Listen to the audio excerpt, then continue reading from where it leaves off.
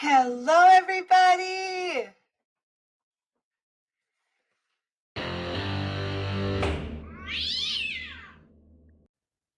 Will bring us next to People be Larry Kubik, file 24-93307FH. Councilor, what's your appearances, please? Zachary McLennan on behalf of the people. Good morning, Your Honor. Matt Boyda for Mr. Kubik. All right, Mr. Boyd, I have had a chance to review your written sentencing memorandum. Have you had a chance to review the pre-sentence report and recommendations with your client? I have, Your Honor. Any additions or corrections? Yes, as outlined in the sentencing memorandum, first on Form CFJ 284 at page 1, we've outlined, and the PSIR indicates that my client suffers from COPD. There appears to be a typographical error on a number of cases. COPS? Yeah, we would ask that be corrected. All right, so Agent Lesky, is that just a typographical change you can make? Yes, Your Honor. All right. In the same form at page 8, under the education section, my client is requesting, so as part of his employment, as part of his work, he obtained a journeyman's card for machine repair, and we would ask that be added under vocational or other training. Okay, and that's usually a self-reported part of the form. Agent Lesky, can we go ahead and add that under vocational other training? The Henry Ford education. The journeyman's card. He says that he acquired a journeyman's card for machine repair. Just make that addition under vocational other training. Mr. Boyd.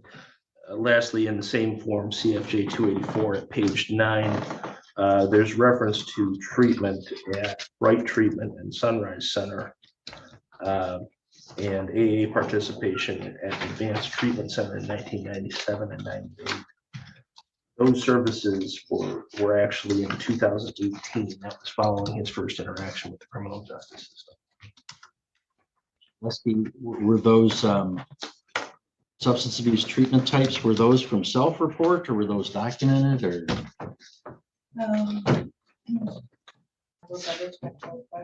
Were they maybe populated from a previous report? I'm just double checking to make sure, but yes, they did. They populated from a previous report. What year was the report that they populated from? Do you know? That right now, I actually have it right in front of me. It was done in 2022. All right, but then other than populating from that previous report, are those generally self-reported aspects of the form? Yes, they are. And Mr. Kubik is reporting through council today that those didn't occur until 2018. Well, but Mr.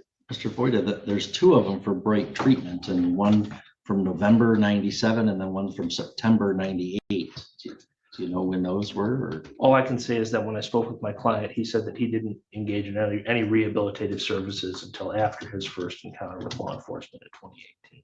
Okay, so that would have been the inpatient at Sunrise in 2019. Well, there may have been in 2018 as well through.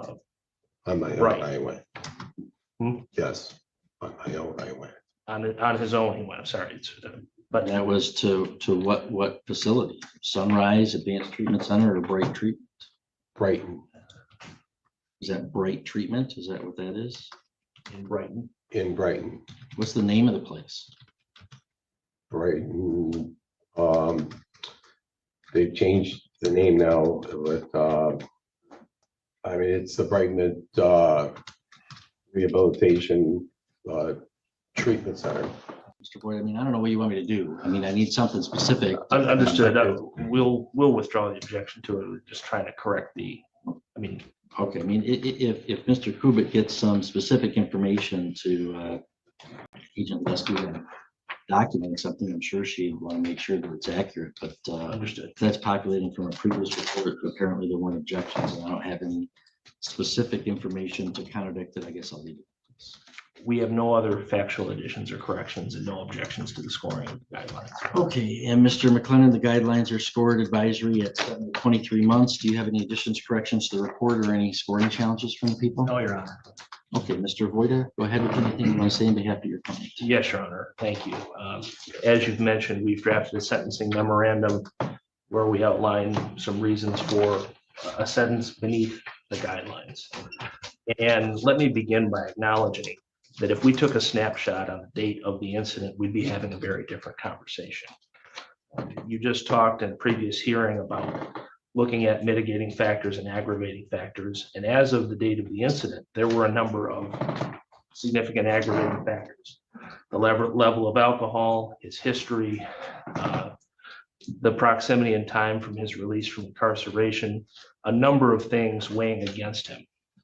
However, we have 1 year and 9 months, going on 2 years really, since then, where there has been nothing but consistent good work and consistent effort by my client to improve his life, to change his life.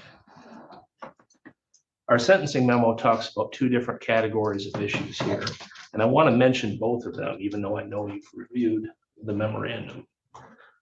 The first is on the medical side. My client suffers from COPD and a number of other serious medical issues. The list of drugs that he's prescribed to use on a daily basis is 1-2 pages long. It's a lot of meds for a lot of purposes. He takes anxiety medications. He uses a nebulizer twice a day for 10 to 15 minutes per day in order to treat that COPD issue. My client advises, and we've provided at least some evidence of this, that he's been hospitalized in 2024. That was, according to my client, the 7th time since 2017. The 2024 incident involved my client having a serious respiratory episode, wherein he was using his nebulizer. It didn't work. He used the emergency inhaler that he carries with him at all times, and it didn't work. And essentially on his last gasp, he called 911 and asked for help. Repeated his address 3 times. By the time they arrived, his heart had stopped. They were able to revive him. The next thing he knew, he was in the hospital. And so these are not simply minor problems, and they're not problems that come up every so often. He has an everyday medical issue that would be difficult to address in a jail setting. But more important than that, and several hearings ago, I listened carefully as Your Honor was going through a driver's license appeal. And you mentioned that there are too few success stories in a supervision setting. Well, my client's been on bond for 1 year and 9 months, and he is a success story in that regard. During that time, his use of alcohol has been monitored the entire time, first through SoberLink, and then through a Scram device since I think it was September or October of last year. And there have been no violations on the Scram and no found violations, although there are a couple of irregularities noted. No violations found on the SoberLink device. And so here we have a guy who has 1 year and 9 months of sobriety. And yes, that was ordered by the court, but he's still doing the work. In addition to that, something that was not ordered by the court, he has been counseling for 1.5 years with a counselor on a weekly basis. He meets on Thursdays with his counselor and follows through and does the work to address his problems, because he knows alcohol is a problem for him and he knows that he can't touch the stuff again. In addition, he's been going to AA twice a week. So he has built this schedule into his life where Mondays and Tuesdays he goes to AA, Thursdays he goes to a meeting with his counselor. And he does all of this without a driver's license. He got here today on a bus, left at 6:30 in the morning. He was here way early for the hearing, knowing that he has an obligation to this court and an obligation to himself to follow through with this. He's relied on friends, he's relied on bus schedules, he's relied on whatever he can to make sure that he follows through with his efforts to maintain his sobriety and to show the court that his actions through his actions that he's serious about this, that he can't go back again. Frankly, this is a case that my client belonged in recovery court. It was something that the prosecutor agreed to. We agreed. I think Your Honor would have agreed with it. The only reason he's not in recovery court, I believe, is because the Alpena County Drug Court program folded during the application process. Now, in the past, I've had cases before Your Honor where I've asked for less incarceration after a failed effort toward drug court. And Your Honor has correctly reasoned that one of the reasons we reduce sentences in a recovery court situation is because they're under intensive regular screening and probation, where their life is very closely monitored for an extended period of time. And that ordinary probation isn't suited to do that, and isn't necessarily the appropriate venue for that. In those cases I had before Your Honor, it was a drug situation. It was meth, it was heroin, something along those lines, where testing requires showing up and providing a sample on a regular basis. My client doesn't have those problems. He doesn't have a meth problem or a drug problem. His problem is alcohol. And the lovely thing about this is that we have a way of testing him 100% of the time as to whether he's using alcohol. He's had it on his leg for about a year now. A year and 9 months. Well, the scram has been on his leg for a year. Before that, he was using a sober link. And that's something that the MDOC is capable of handling without any, that's part of what they do normally. And so we would ask, because of the circumstances that we've outlined in here, primarily because he has shown over the last year and 9 months that he is capable of rehabilitation, that the message is working, that he's taking this seriously, that the court depart downward and not order any additional jail time, but that instead you order the extensive probationary terms that are recommended, including a scram device through the MDOC. Judge, I think if you give him this opportunity, see, one of the things we've seen through the history, he's been given jail. It didn't work. This appears to be working. I don't know why it took him till now to get the message. I don't know why it took him until January of 2024 to understand. But he's shown you over the last year and 9 months that he does understand. Give him a chance to continue showing that to you.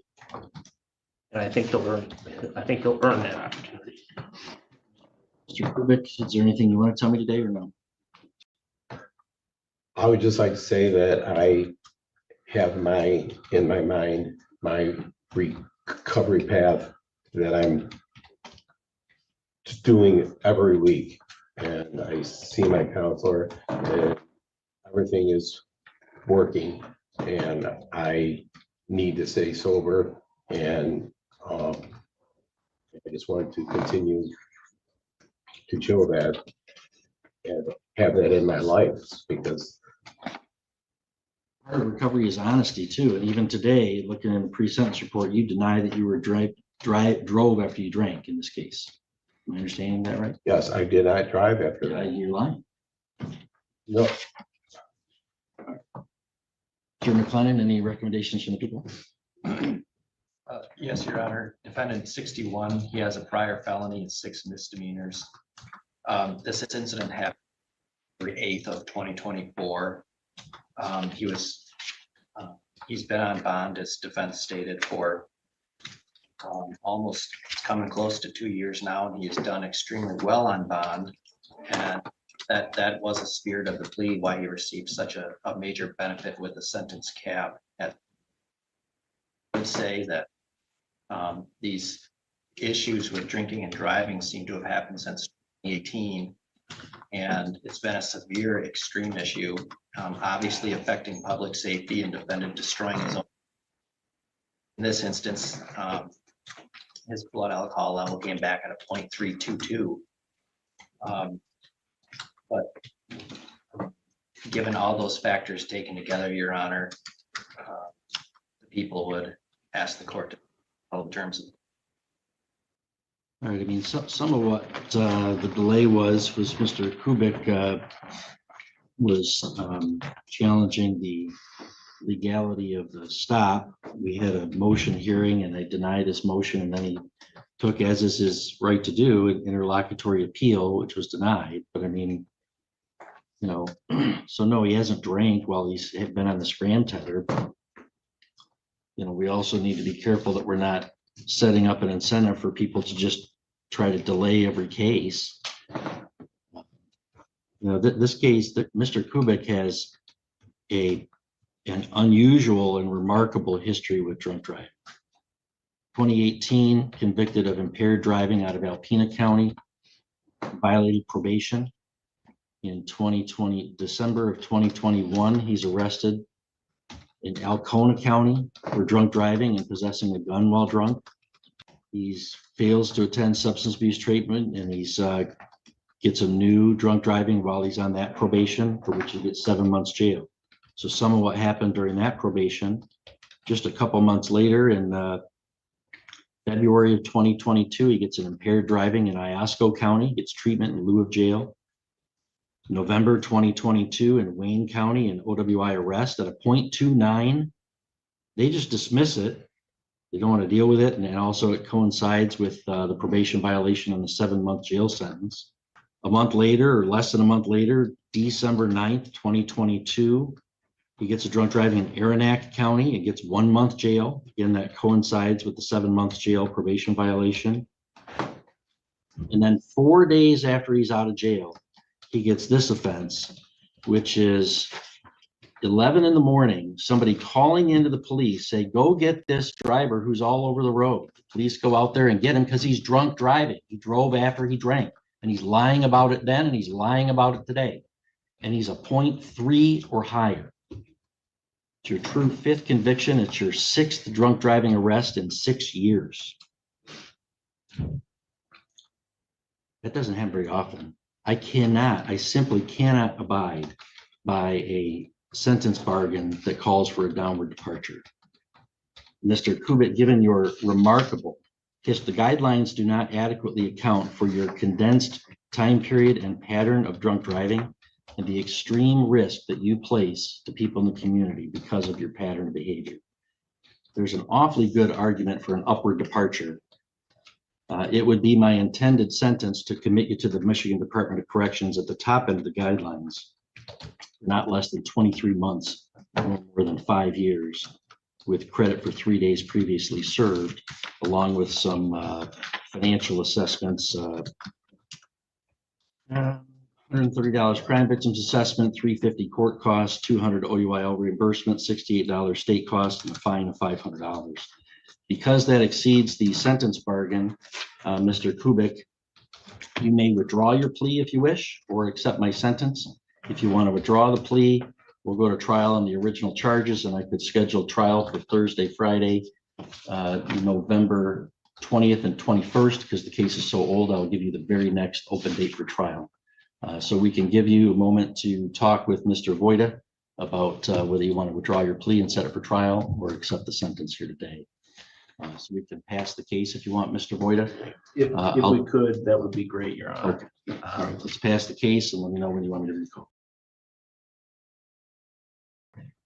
All right, Mr. Voida, we can recall Mr. Kubik's case. Recalling it's 24-93307FH, the court having announced a sentence that goes beyond the scope of a sentence agreement, and the defendant having a right to withdraw the plea. I gave him some time to consult with his attorney. And Mr. Voida, do you know what your client's option is? Yes, my client wishes to exercise his right to withdraw the plea at this point. Okay, very good. The plea will be withdrawn. The case is back into a pretrial posture. Bond will continue on its previous terms, Mr. Kubik. And because of the hearing that intervened, I could even give you a sooner date if you folks wanted. I said I could give you November 20 and 21, Thursday, Friday, or I could even give you as soon as November 6 and 7, Thursday, Friday, because that was where Mr. Golbeck's trial was and he just entered the plea. Do you have a preference, Mr. Voida? I'm trying to look at my calendar. Judge, I'm at a conference on the 7th. Okay, so the 2021 will work. Yes, Your Honor. Mr. McLennan, is that date good for you? Yes, Your Honor. Okay, so Mr. Kubik, I'm not going to schedule any further docket call then. This case will be scheduled for jury trial on Thursday and Friday, November 20th and 21st. We'll begin with the jury selection and go right into trial. I don't know if there was any amended information filed as a result of the plea, but obviously if there was, you could go back to the original charging document. Leave that up to you and Mr. Voida to sort out. If there's any motions that need to be heard before then, just contact the assignment clerk and maybe we can even get something on the docket sooner just by Zoom to get it taken care of. Thank you. Anything further from the defense? No, Your Honor. Thank you. From people? No, Your Honor. Okay, Mr. Kubik, we'll see you then, sir. Be safe, be well, sleep sweet, and much love.